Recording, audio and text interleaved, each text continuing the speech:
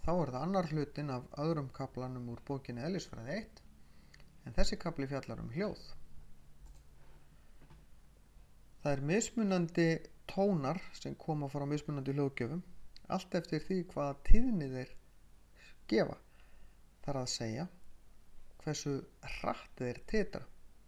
Þannig gefur breiður gítarstrengur dýpri eða tón heldur en grannur. Það vegna þess að hann sveiflast hægar. Það gefur lengri bylgjur sem gefur svo lægri tíðni, því að langar bylgjur, þá komast færri bylgjur fyrir á sekundu, og það gefur okkur djúpan tón. Á sama hátt titrar grannur gítarstrengur hratt. Það gefur okkur margar bylgjur á sekundu, þar af leiðandi meiri tíðni. Það skær tónn. Hversu vel við heyrum svo hljóð fer eftir því hversu mikil orka var notuð til þess að búa til hljóðið.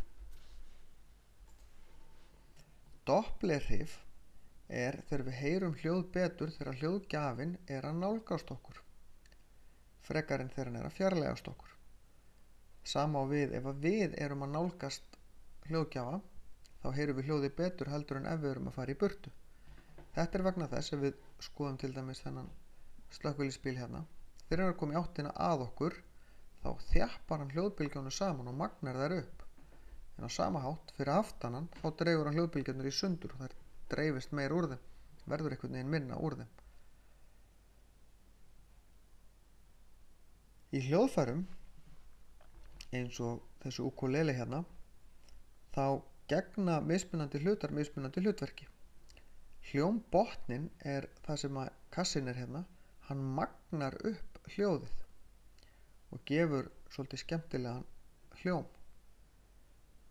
Það gerir hann með því að titra með svipaðri tíðni og strengirnir og magnar þannig upp hljóðið.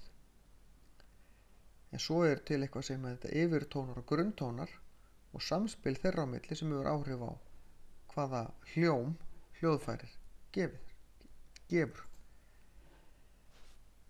Við notum hljóð til margra hluta. Við notum tæki sem að gefa frá sér úthljóð á mjög hárri tíðni til þess að skoða inn í líkamann okkar, til dæmis til þess að skoða fóstur í móðurkviði, en það líka hægt að nota þetta til þess að skoða önnur líffæri. Tækið sendir frá sér hljóðbylgjur á þessari tíðni, nemur svo endurvarpið og býr til af því mynd. Sama gert í dýptarmælum í skipum. En svo til dýr eins og til dæmis leðurblökur sem nota nákvæmlega sömu tækni, nema þá það heilinn í þeim sem að nemur endurvarpið sem það nema með eyrunum og býr til af því mynd af umhverfinu. Til dæmis hvað skordýr og hvað trjágrein, til þess að þekkja það í sundur. Því að skordýr og trjágrein endurvarpa hljóði á ólíkan hátt. Þetta vita leðurblökur. Hljóðstyrkur, þar að segja hversu mikil orka notuð þegar við búum til hljóð, mældur í desibelum. En desibelkvarðinn ekki línulegur. Hann það sem kallað lógaritmískur kvarði. Það þýðir að ef við hækkum 2 stig hér frá 10 upp í 20, þá það ekki það sama og hækkum 10 stig hér úr 110 upp í 120. Þetta miklu meiri hækkun. Af því að eftir því sem við förum ofar í kvarðan, þá eykst bilið á milli talnanna. Það það sem gerist í lógaritmískum kvarðum. Við hverja hækkunum 3 desibel þá tvöfaldast orkan sem myndar hljóðið. Við tífalda hækkun þá tífaldast orkan og hún tífaldast hér og hún tífaldast hér, þannig að þetta ansi mikil mögnun sem að myndast hérna upp. Þess vegna þurfum við að fara varlega þegar við erum komin í hljóð sem eru mjög hávær. Hérna, þessi hljóð valda okkur ekki skaða, en ef við erum farin að nálgast 90 desibelin, þá getur okkur stafa hætta ef við erum mjög lengi í svona miklum hávaða. Ef við erum komin til dæmis hérna í kringum 120 desibelin, þá erum við farin að eiga á hættu að skaði okkur heyrnina á bara tiltölulega stuttum tíma. Þessu mjög gáfulegt ef maður á tónleikum, í tala nú ekki ef maður nálægt hátölurum, að vera hreinlega með eyrnartappa, en það eru margir tónlistamenn sem að spila á tónleikum með eyrnartappa í eyrunum. Það sést bara ekkert endilega.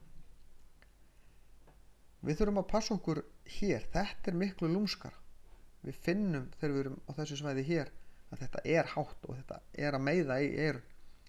En hér finnum við það ekki, því að hér er hættan ekki á að skemma eyrun strax, heldur maður hlustar mjög lengi. Og þeir sem eru alltaf með tónlist í eyrunum, þeir þurfa að hafa þetta í huga, að hafa hann ekki á háa. Því það er ekkert til sem heitir að venjast hávaða. Ef maður er farin að venjast hávaða, þá er maður bara farin að tapa heyrn.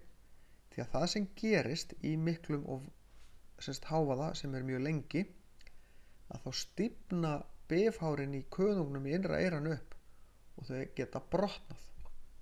Og ef þau brotna eða stífna upp, þá eru þau ónýt, þau lagast aldrei aftur. Þannig að ef maður er farin að venjast hávaða, þá er maður að tapa heyrn sem maður kemur aldrei aftur. Þess vegna skiptir gríðarlega miklu máli að passa vel upp á heyrnina og hvað maður er með í eyrunum. En þá er þessu lokið.